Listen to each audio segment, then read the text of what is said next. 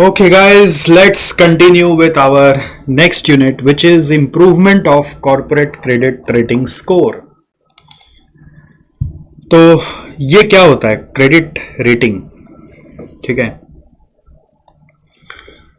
Basically क्या है कि ये एक मेरे नज़र में एक धांधली है. क्या है? इसको हम बोलते हैं धांधली. ये लिखना उचित नहीं है बट बोलने में क्या जाता है. जैसे क्या होता है, बड़ी बड़ी कंपनियां, आपको ये पॉलिसी मालूम ही है, पब्लिक से पैसा उठाती है. अब पब्लिक को तो पता नहीं होता ना कंपनी के अंदर क्या घोटाला घपला चल रहा है. तो कंपनी बोलती है देख भाई मैं तो एकदम पवित्र हूँ, साफ हूँ. तो अपना कैरेक्टर सर्टिफिकेट लेने के लिए किसी के पास जाती है और वो होती है कुछ एजेंसीज जिसको हम लोग बोलते हैं क्रेडिट रेटिंग एजेंसीज. क्या बोलते हैं? क्रेडिट रेटिंग एजेंसीज, जो अपने कुछ प्रोसेसेस को इस कंपनी पे लगाती है, जिसको अपने बोलते हैं ड्यू डिलिजेंस करती है. ड्यू डिलिजेंस मतलब उसका सारा डॉक्यूमेंट लेकर वेरीफाई करती है. और ये वेरिफिकेशन करने के बाद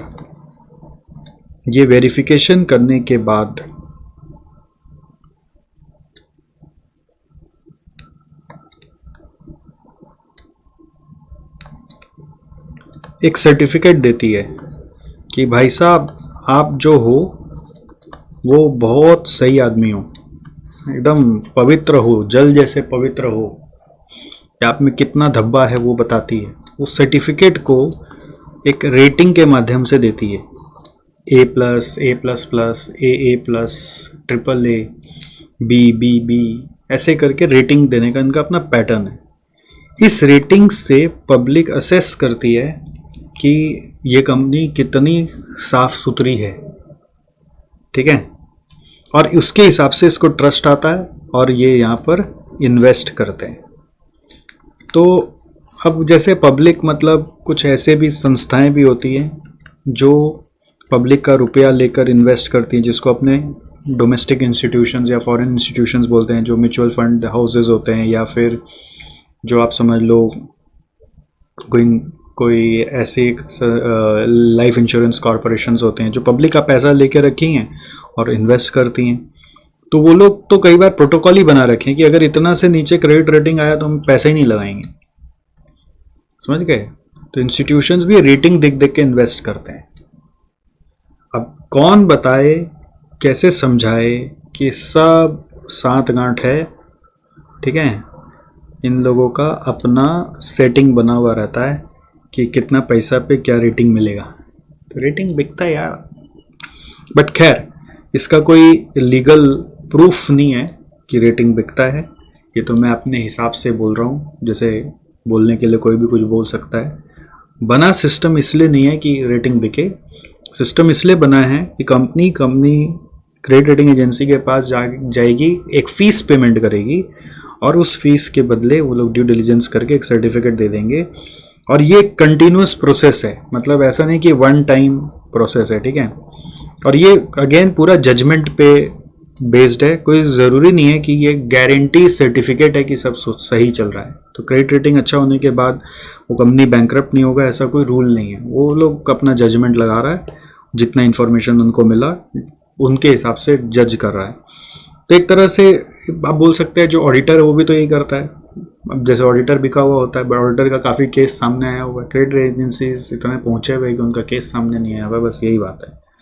ठीक है, अगर आपको इसके बारे में कुछ रियल जानकारियां प्राप्त करनी है तो नेटफ्लिक्स में एक सीरीज़ है द शॉर्ट्स, उसको जाके देखेंगे तो समझ में आएगा कि सब बिके हुए हैं. ये रियल वर्ल्ड फाइनेंशियल स्कैम के ऊपर बना हुआ है. द शॉर्ट्स करके सीरीज मूवी है, एक तो छोटा सा द शॉर्ट्स. आप उसको जाके देखिए, आपका दिमाग खुल जाएगा, आपको समझ में आएगा कि मैं क्या बोल रहा हूँ. समझ में आया? तो ये हुआ कंपनी के एंगल से. अब दूसरा एंगल होता है इंडिविजुअल के एंगल से. मतलब एक इंडिविजुअल भी कभी किसी से रुपया ले रहा है, जैसे मान लो बैंक से कोई घर के लिए लोन, गाड़ी के लिए लोन, पर्सनल लोन ले रहा है. तो बैंक को कैसे पता चलेगा कि आप धुले हुए हो, साफ सुथरा हो, आप पैसे लेकर भागोगे नहीं. तो उसके लिए आपका भी क्रेडिट स्कोर देखा जाएगा। उस समय आपको क्रेडिट रेटिंग एजेंसी के पास नहीं जाना है, उस समय आपको क्रेडिट स्कोर कैलकुलेशन करने वाली कंपनी के पास जाना है। तो नॉर्मली क्या है, ये क्रेडिट स्कोर कैलकुलेशन गवर्नमेंट के इच्छा से ऑलरेडी आपके लिए हो रहा है, ठीक है। जैसे हम लोग उसको बोलते हैं सिबिल, वो ऑर्गेनाइजेशन का नाम है सिबिल। तो सिबिल स्कोर निकालता है आपका सारा बैंक से जितना भी आज तक का लोन प्रोसेस हुआ है, वो सारा डेटा बैंक वाला सिबिल को दे देता है, और उसका रीपेमेंट को भी ट्रैक करता है, आप कैसे उसको रीपे कर रहे हो। तो वो सारा डेटा को लेकर बैंक्स वाले आपस में इंडिया में साथ गांठ मचा रखे हैं और आपका सिबिल स्कोर कैलकुलेट कर रहे हैं। और ये बैंकों के लिए इजीली अवेलेबल है, आपके लिए भी, आप अपना भी चाहें तो सिबिल स्कोर इजीली निकाल सकते हैं। कैसे निकालेंगे, जैसे आप मान लीजिए क्रेड करके एक ऐप है, क्रेड CRED, उसको डाउनलोड कर लीजिए, वो आपका सिबिल स्कोर फ्री में दे देगा। मेरे को ओला मनी ने एक बार सिबिल स्कोर दिया था, पता नहीं अब ओला मनी में सिबिल स्कोर देता है कि नहीं, बट क्रेड में तो सिबिल स्कोर आ ही जाता है। तो ये सिबिल स्कोर कहाँ से मिल जाएगा, ये सिबिल स्कोर कहाँ से मिल जाएगा, क्रेड रेट से आपको मिल जाएगा, और ऐसे आप पेमेंट करके सिबिल के वेबसाइट से भी निकाल सकते हैं। तो ये सिबिल स्कोर बेसिकली पॉइंट में दिया जाता है, ठीक है। 1000 तक का इसमें रेंज होता है, बोलते हैं 750 से ज़्यादा अच्छा है, कोई मानता है 600 से ज़्यादा अच्छा है, कोई मानता है 800 से ज़्यादा अच्छा है, जिसका जैसा रिस्क लेवल पॉलिसी है, ठीक। अगर किसी ने कोई क्रेडिट ही नहीं लिया तो उसका सिबिल स्कोर जनरेट ही नहीं हुआ, तो आप सोचेंगे वो आज तक का धुला हुआ है क्या, नहीं, जिसका कोई रिकॉर्ड ही नहीं है उसका सिबिल स्कोर 0 है, तो वो भी एक नेगेटिव चीज़ है। जिसका 0 है सिबिल स्कोर उसको लोन नहीं देगा, जिसने आज तक कुछ तो क्रेडिट लिया हुआ है उसको देगा। तो सबका अपना अपना रिस्क एपेटाइट है, सबका अपना अपना सिबिल स्कोर के ऊपर मान्यता है। तो ये सिबिल स्कोर जो है that gives you basically an idea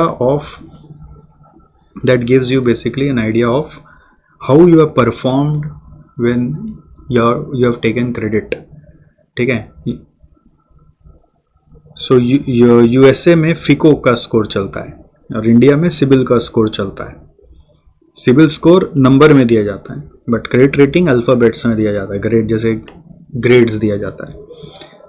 credit scoring individual के लिए, क्रेडिट रेटिंग कॉर्पोरेट्स के लिए। क्रेडिट रेटिंग जजमेंट और एनालिसिस पे बेस्ड है, but credit scoring mathematical model पे बेस्ड है। क्रेडिट स्कोरिंग मैथमेटिकल मॉडल पे बेस्ड है, वो अपने आप आपकी एक्टिविटी को ट्रैक करके स्कोर दे रहा है आपको। तो आपको निकाल के अपना देखना चाहिए, अगर आपने कभी भी कोई भी तरह का लोन लिया है, आपके फैमिली ने लिया है, तो फैमिली के भी डिटेल से निकल जाता है। आजकल तो मोबाइल नंबर से लिंक्ड है, अगर आप कॉमन मोबाइल नंबर यूज़ करें तो सब मिल जाता है, ठीक है। तो अब आगे पढ़ते हैं। ये बेसिक आइडिया आपको हो चुका है।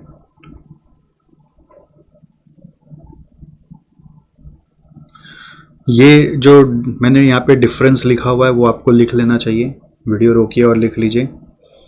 ये डिफरेंस काम का है। इसमें 3 एजेंसी है, क्रिसिल, इकरा और केयर।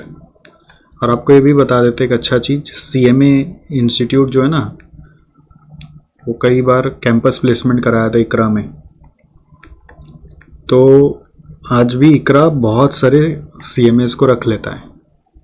इकरा ICRA, इकरा में कई सारे CMA स्टूडेंट्स काम करते हैं, मतलब CMA क्वालिफाइड लोग कई सारे काम करते हैं। बहुत बार मतलब ग्रेजुएट अगर यहाँ पे हैं तो भी वो लोग ले लेते हैं। तो ऐसे क्रिसिल में भी काम मिलता है, केयर में भी मिलता है। और ये लोग आपसे कॉर्पोरेट का क्रेडिट रेटिंग कराते हैं, बेसिकली ड्यू डिलीजेंस वो कराते हैं। इनका जो प्रोसेस है वो फॉलो करवाते हैं। ओके, तो ये अच्छा चीज़ ऐड किया ना, इसलिए सिलेबस में ऐड कर दिया आपके कि थोड़ा सा आप जान लो, जरा सा ही जान लो कि कुछ तो आइडिया रहे। जॉब में जाएंगे अगर कल को इंटरव्यू होगा तो कुछ तो बोल पाएंगे वहाँ पे। तो यही पूरा यहाँ पे पैराग्राफ बोल के दिया हुआ है, ये पूरा हमने ये टेबल के माध्यम से सीख लिया। ओके, अब credit rating agencies in India क्या क्या है उसका डिटेल दे रहा है। तो इसमें आपको नाम पता होना चाहिए फुल फॉर्म के साथ, तो ऑब्जेक्टिव में काम आएगा। CRISIL, credit rating information services of India limited, क्या नाम है इसका? क्रिसिल। फिर है investment information and credit rating agency, ये क्या है? ICRA. Investment information and trade rating agencies ICRA, फिर है CARE, cooperative for assistance and relief everywhere, ठीक है। अब इसके अलावा और भी है, बट ये जो क्रिसिल, इक्रा, केयर है, ये बहुत फेमस है। इसके अलावा और भी है India Ratings and Research, Acute Rating and Research, Brick Work Rating India Private Limited and Informatic Valuation and Rating Private Limited. तो ये सब नाम भी आप याद रख पाए तो बहुत अच्छा, नहीं तो कम से कम केयर, क्रिसिल, इक्रा, ये 3 नाम याद रहे। और यहाँ तो जॉब अप्लाई करना है आपको, तो इसलिए भी याद रखना है, ठीक। क्रिसिल क्या है? Division of S&P global. S&P क्या है? स्टैंडर्ड एंड पुअर ग्लोबल करके अमेरिकन कंपनी है, ठीक है, जो अमेरिका में S&P इंडेक्स चलाता है। जैसे इंडिया में निफ्टी चलता है, वो NSE चलाता है, नेशनल स्टॉक एक्सचेंज। USA में S&P global company S&P index चलाता है। तो उसने ही दिमाग लगाया, इनोवेशन किया कि इतनी सारी कंपनियां हमारे यहाँ पर स्टॉक एक्सचेंज में लिस्टेड हैं, तो इसके ऊपर ट्रस्ट कैसे लोगों का जनरेट हो। तो उसने क्रिसिल करके ऑर्गेनाइजेशन जैसा ऑर्गेनाइजेशन को जन्म दिया, जो लोगों का क्रेडिट रेटिंग करता है। तो इसका रेटिंग से लोगों को ट्रस्ट आने लग गया। आप कभी स्टॉक मार्केट का न्यूज़ वगैरह पढ़ोगे तो विल गेट टू नो कि how they are talking about it, and based on rating downgrade, rating upgrade, lot of things changes in the market. एक मूडी करके भी ऑर्गेनाइजेशन है, मूडी, ये इंटरनेशनल ऑर्गेनाइजेशन है, इसका भी रेटिंग का बहुत महत्व है, ठीक है, मूडीज रेटिंग। खैर, सो इसमें क्या पढ़ना है? इसमें ये टेबल पूरा पढ़ना है आपको। ये टेबल में जो जो रेटिंग की बातें हो रही है, ये सारी रेटिंग आपको मालूम होनी चाहिए, ठीक है। ये याद करना है आपको, लॉन्ग टर्म के लिए, शॉर्ट टर्म के लिए, स्ट्रक्चर्ड फाइनेंस के लिए। स्ट्रक्चर्ड फाइनेंस को स्ट्रक्चर्ड ऑब्लिगेशन भी बुलाते हैं। स्ट्रक्चर्ड फाइनेंस को स्ट्रक्चर्ड ऑब्लिगेशन भी बुलाते हैं। फिर क्रेडिट एनहांसमेंट के लिए बोल रहा है, फिर कॉर्पोरेट क्रेडिट रेटिंग के लिए बोल रहा है, फिर फिक्स्ड डिपॉजिट रेटिंग के लिए बोल रहा है। सो कितना है? 1 2 3 4 5 6, ठीक है। पहले एक को देखो, ये पहला 2 को देखो, तो बाकी सब वही पैटर्न में। तो रेटिंग का स्टाइल क्या है? AAA, AA, यहाँ पे A होगा, फिर BBB, BB, B C D। फिर ये लॉन्ग टर्म का है, तो सारा लॉन्ग टर्म में यही चलेगा। फिर शॉर्ट टर्म है, तो शॉर्ट टर्म में A1, A2, A3, A4 और D चल रहा है। तो उनका रेटिंग देने का स्टाइल है। और यूनिक नंबर इसलिए बना लिया कि आदमी पढ़े तो कंफ्यूज नहीं हो, उसको देख के समझ में आ जाए कि हम क्या चीज का रेटिंग दिए, ठीक है। अब इसके बाद स्ट्रक्चर्ड ऑब्लिगेशंस, मतलब जैसे कोई ऐसा इंस्ट्रूमेंट इशू किया जा रहा है जिसका नाम ऑलरेडी लोग जानते हैं, जैसे डिवेंचर, जैसे कमर्शियल पेपर, तो उसका रेटिंग का सिस्टम है कि ग्रेड वही है, बट साथ में बस स्ट्रक्चर्ड होने से एसओ लिख रहे हैं, ठीक, और शॉर्ट टर्म होने से एसओ लिख दे रहे A1, A2, A3, A4 और D। फिर क्रेडिट एनहांसमेंट रेटिंग स्केल जो है, क्रेडिट एनहांसमेंट रेटिंग स्केल जो है, उसमें यहां पर CE होना चाहिए, यहां पर CE होना चाहिए,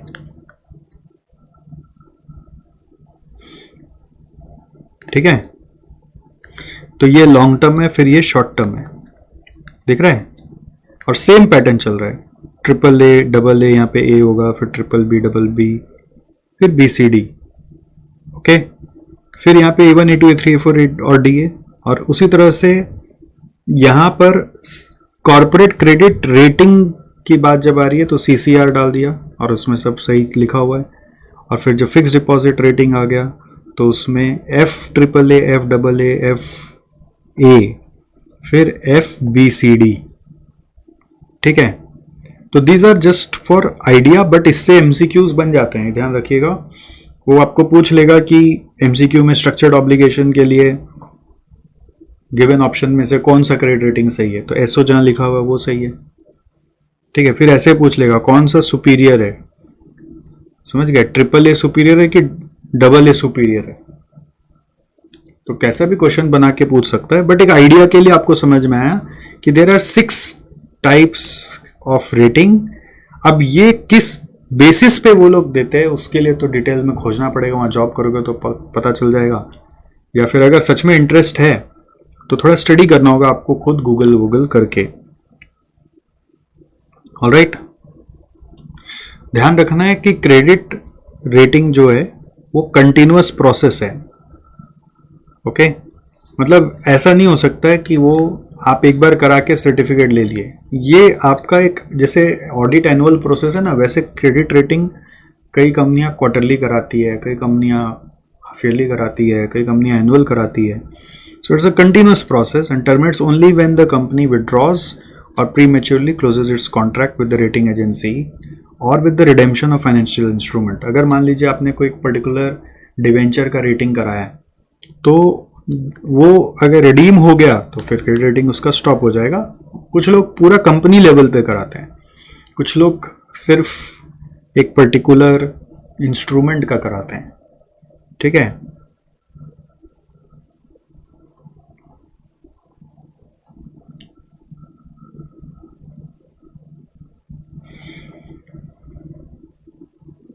there are continual changes in financial profile of the issuer company, thus there cannot be fixed validity of the corporate rating reports। तो आज जो रिपोर्ट आ गया वो हमेशा का सर्टिफिकेट नहीं दे सकता है, वो रिपोर्ट बस जिस दिन तक का एनालिसिस उस रिपोर्ट में किया गया है वहां तक का है। ठीक, तो any change in rating is published on its website and is communicated to the issuer company on real time basis. कोई भी चेंज होगा तो वो वेबसाइट पे पब्लिश करके इशूअर को भी बताएगा, ऑब्वियसली उससे फीस लिया है। On the basis of change of financial profile of the issuer there is either improvement and also known as upgradation और decline in credit worthiness represented through degradation of corporate rating. तो improvement भी होता रहता है और degradation भी होता है। मतलब आप समझ लीजिए अगर आप स्टॉक मार्केट में थोड़ा भी दिमाग लगाएंगे ना, क्रेडिट रेटिंग गड़बड़ होने से पूरा स्टॉक धप गिरने लगता है। और क्रेडिट रेटिंग में अगर कंफर्मेशन आता ना तो गिरना बंद हो जाता है। अगर गिरते गिरते क्रेडिट रेटिंग वाला लोग को तुरंत बोला जाता है, अरे भाई कुछ तो एक नोटिस भेज स्टॉक एक्सचेंज को। क्रेडिट रेटिंग वाला मतलब आप सोच लीजिए ना, आपका एक स्पोक्स पर्सन बन जाता है। तो ये इसका फायदा होता है। तो जब अडानी का हिंडनबर्ग का केस हुआ, धपाधप शेयर्स गिर रहा है, तो रेटिंग एजेंसीज को बोला गया बोलने के लिए कि अरे बोलो जल्दी से तुम कि कोई रिस्क नहीं है, यहाँ पे कोई रिस्क नहीं है। तो लोग बोला न्यूट्रल या फिर नो चेंज। तो उसका बात आने से क्या होता है, जो इन्वेस्टर्स हैं वो थोड़ा शांत हो जाता है। बोला अरे रुक जा भाई रुक जा, कौन टेंशन पालेगा। मतलब पॉइंट ये कि उनको शांत करवाता है क्रेडिट रेटिंग एजेंसीज और उनको गिरवा देता है। मतलब ये लोग मेक और ब्रेक करते हैं मार्केट को, गिरवा देते रेटिंग गड़बड़ करके। बेटा जा, तेरे को मजा चखना है, तो मेरा फीस नहीं दिया, तो मेरे से कोऑपरेट नहीं किया, आपसे सारा फीस ले लिया।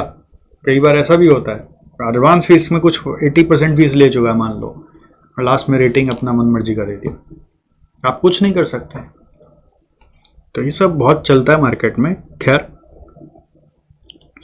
Since credit rating agency signifies credit worthiness of an enterprise, मतलब एक तरह का कैरेक्टर सर्टिफिकेट है यार। क्रेडिट वर्दीनेस मतलब बोलने से क्या होगा, an expansion of financial risk specially credit risk management in the entity leads to an improvement in credit rating.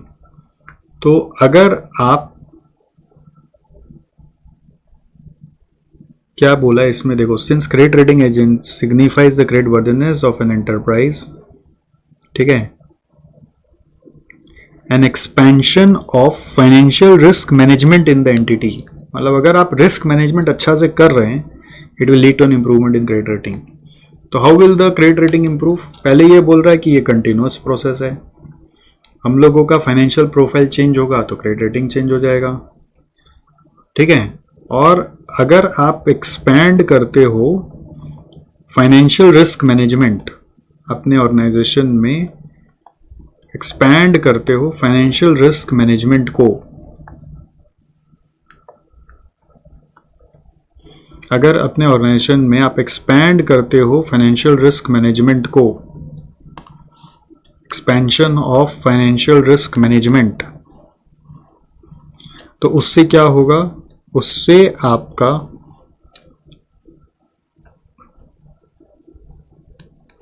Improvement in credit rating हो जाएगा, उससे आपका इंप्रूवमेंट इन क्रेडिट रेटिंग हो जाएगा। Got it? क्या लिखा हुआ है ध्यान दो, वापस से पकड़ लो। कंटिन्यूअस प्रोसेस है, समझ में आ गया?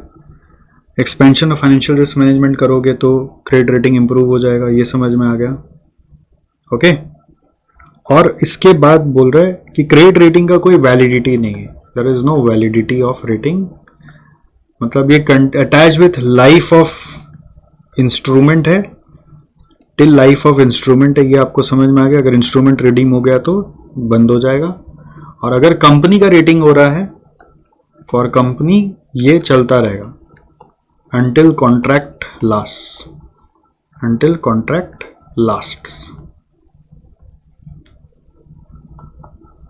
और एक मीठा खर्चा है, मतलब मीठा खर्चा मतलब क्या है, चुपके से लगता रहेगा, आपको पता ही नहीं चलेगा, बट हर साल देते रहो। बट कई बार इनका ओपिनियन काम आता है यार, बाजार को बचा लेता है। ओके, अब आ गया नेक्स्ट क्रेडिट स्कोर के बारे में। तो क्रेडिट स्कोर पे ऐसे तो आपको सारा जानकारी मिल ही गया है, तो इसमें ये क्या चीज के ऊपर है, इंडिविजुअल्स पर्सनल क्रेडिट हेल्थ के बारे में आपको पता करना चाहिए। आपका अगर क्रेडिट कार्ड है तो क्या आपका स्कोर चल रहा है। गवर्नमेंट ऐसा काम कर रहा है आगे जाकर, पता नहीं कर पाएगा कितना जल्दी, कि आपका इलेक्ट्रिक बिल आप पेमेंट करते हैं कि नहीं टाइम पे, आप अपना टेलीफोन बिल टाइम पे पेमेंट करते हैं कि नहीं, वो सबको भी इसमें मैप कर देगा। अभी उतना लेवल पे नहीं किया है, आपको जाके थोड़ा सा खोजना चाहिए अपना। अगर घर में क्रेडिट कार्ड है अपने भैया का, अपना पापा का या अपना, तो आपका डेफिनेटली स्कोर निकलेगा। क्रेडिट कार्ड है तो स्कोर निकलेगा ही, या घर में ईएमआई चल रहा है तो स्कोर निकलेगा ही निकलेगा। लोन जरा सा भी लिया हुआ है तो स्कोर आएगा। बाइक लिया ईएमआई पे, या फिर कोई घड़ी फ्रिज ले लिया ईएमआई पे, तो स्कोर आएगा ही आएगा। तो आपको खोज के निकालना चाहिए और पूरा डॉक्यूमेंट को पढ़ना चाहिए कि क्या क्या लिखा हुआ है, और मेरे साथ एक्सपीरियंस शेयर करिएगा आप कि आपको क्या मजा आया पढ़ के। तो इसको फोकस करके इम्प्रूव्ड रखना है। कई बार हम लोग के मिस्टेक से कुछ स्कोर खराब हो जाता है, तो हम लोग को ध्यान रहेगा तो हम ठीक कर लेंगे। कई बार पता है बैंकों का मिस्टेक से भी स्कोर खराब हो जाता है, तो बैंक को चिट्ठी लिख के ठीक करवाना पड़ता है। पता नहीं करते हैं कि नहीं, बट मैंने सुना है कुछ लोग चिट्ठी लिखते हैं कि मेरा ये स्कोर तुम्हारे कारण गड़बड़ हुआ, तो इसको ठीक करो, क्योंकि कल को फ्यूचर में मेरे को लोन लेना है तो नहीं मिलेगा ना। और जिसका स्कोर खराब होता है ना, उसका फिर इंटरेस्ट रेट बढ़ जाता है। बैंक अलग अलग स्कीम निकालता है, ये वाला स्कोर है तो ये रेट पे इंटरेस्ट देना, ये वाला स्कोर है तो वो रेट पे इंटरेस्ट देना।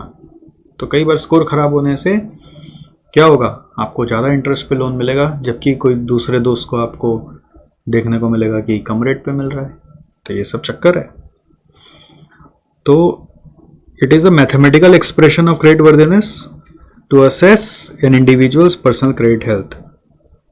Okay, it indicates the individual's ability to undertake a certain load and his or ability to honour the terms and condition of the loan. Load बोल लो या लोन बोल लो, एक ही बात है, including the interest and repayment schedule. तो ability है कि नहीं, और उसका ऑनर करने का मेन एबिलिटी है कि नहीं। वो कैसे पता करे, पास्ट का उसका ये देख रहे कि उसने कितना टाइमली रिपे किया है। ठीक है, तो फीको का एक एग्जांपल दिया हुआ है, जैसे यहाँ पर, जैसे लेस देन 580 है तो पुअर है, 580 to 669 है तो फेयर है, 670 to 739 को गुड मानते हैं, 740 to 799 को वेरी गुड, 800 से ज़्यादा है तो एक्सेप्शनल। तो ये यूएस स्टैंडर्ड पे बताया हुआ है। अब इंडिया में सिबिल चलता है, तो सिबिल का स्टैंडर्ड्स यहाँ पे हम लोगों ने डिस्कस ही नहीं किया है, तो नेवर माइंड, बट आपको यही रेंज समझ लेना है। सिबिल के लिए भी ऐसा ही चलता है, 800 से ज़्यादा को एक्सेप्शनल बोलते हैं। मेरा वेरी गुड में चलता है, कभी गुड कभी वेरी गुड। तो आपका क्या, आपको देखो। ठीक, so credit score depends on 4 aspects. 4 aspects ये आपको लर्न करना पड़ेगा। तो पहला एस्पेक्ट है पेमेंट हिस्ट्री, दूसरा एस्पेक्ट है हाई क्रेडिट कार्ड बैलेंस। जितना higher outstanding balance in credit card आप रखते हो, तो it negatively impacts the credit score. ठीक है, credit mix between secured and unsecured. ठीक है, तो ऑफ कोर्स सिक्योर्ड ज़्यादा है तो पॉजिटिव इंपैक्ट होगा, increase in debt burden, more and more loan queries by potential borrower increases the debt burden and negatively impacts the credit score. फालतू का ना, एक बार मेरे को एक एक्सपीरियंस हुआ था कि मैं एक बार है ना बाइक का शॉप में चला गया था। जब आप जैसे स्टूडेंट था तो बाइक लेने का चस्का लगा, तो बाइक का शॉप में ना वो डिटेल चेक करते करते वो लोग फॉर्म भरवा लिया एक कि सर आप ये फॉर्म भर दीजिए, फॉर्म भर दीजिए, अगर अप्रूव हो गया लोन तो आप ले लीजिएगा, नहीं तो मत लीजिएगा।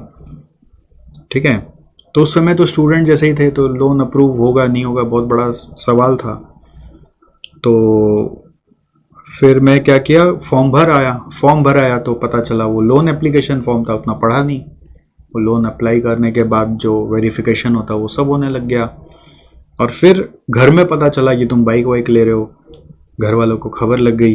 तो मैंने बोला अरे मैं तो देखने गया था, पूछने गया था, तो वो लोग फॉर्म भरवा लिया और लोग आ गए। तो फिर उस समय बाइक कैंसिल हो गई, घर वाले पीछे पड़ गए, नहीं लेना नहीं है, लेना नहीं है, लेना नहीं है, लेना नहीं है, और फिर बाद में बाइक कैंसिल हो गया। समझ गए? अगर कैंसिल हो गया तो हो गया, भूल गए। अब फिर कभी क्या हुआ, एक बार मैं अपने इंस्टीट्यूट का जगह खरीद रहा था, ऑफिस खरीद रहा था, तो उस समय लोन के लिए अप्लाई किया, तो वो जेन्युइन एप्लीकेशन था। तो वहाँ पर जब बैंक वाले ने वेरिफिकेशन किया तो वो एक बार बोला कि आपने कभी कोई ऐसा लोन लिया, लोन अप्लाई किया और लिया नहीं, ऐसा आपने किया है क्या? बोला नहीं ऐसा तो नहीं किया।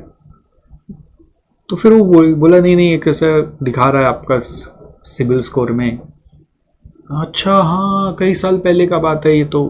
हाँ सर ऐसे मत किया करिए, क्योंकि आप लोन अप्लाई किए लिए नहीं ना, तो इसको नेगेटिव परस्यू किया जाता है कि आप शायद हमारे यहाँ भी लोन अप्लाई करेंगे, लेंगे नहीं, तो इससे आपका स्कोर वहाँ ख़राब हो गया, इसलिए ना हम लोग को दिक्कत हो रहा है आपके लिए इंटरेस्ट रेट कम कराने में। तो मेरे को समझ में आया, अच्छा फालतू का लोन अप्लाई भी नहीं करना है। मतलब अगर लोन अप्लाई करोगे और लोगे नहीं, लोन क्वेरीज करोगे और लोन लोगे नहीं, तो नेगेटिवली इम्पैक्ट कर जाता है स्कोर को। तो फिर समझ में आया फालतू का लोन अप्लाई भी नहीं करना है। समझ गए? पेमेंट हिस्ट्री, अगर आपका ड्यू डेट मिस हो जाता है, डिलेड पेमेंट करते हैं तो नेगेटिव होगा। ठीक है, वैसे high credit card balance negatively impact the score लिखा है। अब इसमें हायर आउटस्टैंडिंग बैलेंस का मतलब है कि आपका ड्यू डेट पार हो गया तब तो पेमेंट हिस्ट्री खराब हो गया। ठीक है, रेगुलर आउटस्टैंडिंग अगर एक लिमिट के बियॉन्ड ज्यादा जा रहा है, मतलब होता है ना, वो लोग पैटर्न देखते हैं बियॉन्ड सर्टेन लिमिट। अब वो लिमिट क्या है वो हमको नहीं पता, सबका अपना अपना होता होगा, फीको कुछ और देखता होगा, इंडस्ट्री स्टैंडर्ड के हिसाब से, एज के हिसाब से, वर्क प्रोफेशन के हिसाब से, या पास्ट ट्रेंड के हिसाब से। तो बियॉन्ड लिमिट जाने से वो नेगेटिवली इंपैक्ट करता है। अब मान लीजिए आपका प्रोफाइल में अचानक से आउटस्टैंडिंग क्रेडिट दिखा रहा है 10 लाख रुपया, जबकि लास्ट फ्यू ईयर्स में 10 लाख नहीं है, तो उस स्कोर को नेगेटिवली इंपैक्ट करेगा। ठीक है, बट अगर आपका लगातार 50,000 चल रहा है तब कोई प्रॉब्लम नहीं है, बट अचानक 50,000 चल रहा है और 20 लाख रुपया आउटस्टैंडिंग क्रेडिट कार्ड पे दिख रहा है तो नेगेटिवली इंपैक्ट कर सकता है, क्योंकि डाउट रेज करे कि अचानक से इसको इतना पैसा मिला और ये रीपे कर पाएगा कि नहीं कर पाएगा, पता नहीं। तो if it has to be in a system, in a trend, so beyond a limit it may impact negatively. तो ये रियल इन जानकारियां हैं भाई साहब, ये कोई ऐसे एग्जाम के एंगल से सोच के पढ़ेंगे तो मजा नहीं आएगा। ये तो रियल चीज है कि इस तरह से हमारा स्कोर अफेक्ट हो रहा है, और आपका ये स्कोर कल को आपको ईएमआई पे घर लेना है या गाड़ी लेनी है तो ये सब काउंट होगा। तो आपको अपना रिपोर्ट निकाल के देखना चाहिए, अगर आपके नाम से निकलता है कि नहीं। आपका रजिस्टर्ड मोबाइल नंबर जो है उससे ट्राई करके देखो, जैसे registered mobile number with banks, उससे ट्राई करके देखो। ठीक है, और निकालना क्रेड करके मोबाइल ऐप में तो ऐसे ही दिखा देता है वो, आप क्रेड डाउनलोड करके देख लेना, उससे समझ में आ जाएगा। रजिस्टर्ड नंबर से डाउनलोड करके देखना। ऑलराइट, तो इसके साथ आप देखिए ये खत्म हो गया हम लोगों का, है ना। तो इसमें बहुत ज़्यादा लोड नहीं है, ऐसे तो ये टेबल आपको बस ध्यान रह जाए तो काम हो जाएगा। ये समरी में ये उतारोगे, समरी में टेबल उतारोगे, और दूसरा ये रेटिंग क्रिसिल का पूरा चार्ट चाहिए, क्योंकि इसको समराइज करके उतारना पड़ेगा, बिकॉज क्या है कि आपको इसके ऊपर एमसीक्यूज मिलता है, और व्हाट इज क्रेडिट स्कोर के बारे में आपने ये लिखा है, और उसका रेंज आपको पता होना चाहिए, और 4 एस्पेक्ट्स पता होना चाहिए। तो आपको समरी के लिए पॉइंटर्स मैं फिर से दे देता हूँ so that you are easily able to make it. और ये सब समरी संग संग बनाना है। अगर आप डिले कर रहे हो बहाना लगा के तो अपने साथ गुनाह कर रहे हो। तो सबसे पहले क्रेडिट रेटिंग वर्सेस स्कोरिंग का आपको जो पॉइंट्स दिया है वो आपको लिख लेना है। सेकंड नंबर, सिबिल का पूरा टेबल चाहिए, उसको आप कैसे कुछ और शॉर्ट करके बना सकते हो तो बात अलग है। फिर थर्ड नंबर हम लोग को चाहिए क्रेडिट स्कोरिंग का डेफिनेशन, फिको स्कोर्स। फिर आपका चाहिए 4 एस्पेक्ट्स। बस छोटा सा है बट ये आपके सामने आ जाएगा तो आपको लगेगा वाओ मेरे को आ गया, और याद रखना भी इजी लगेगा। फिको स्कोर्स मतलब यहाँ ये दोनों चाहिए बस।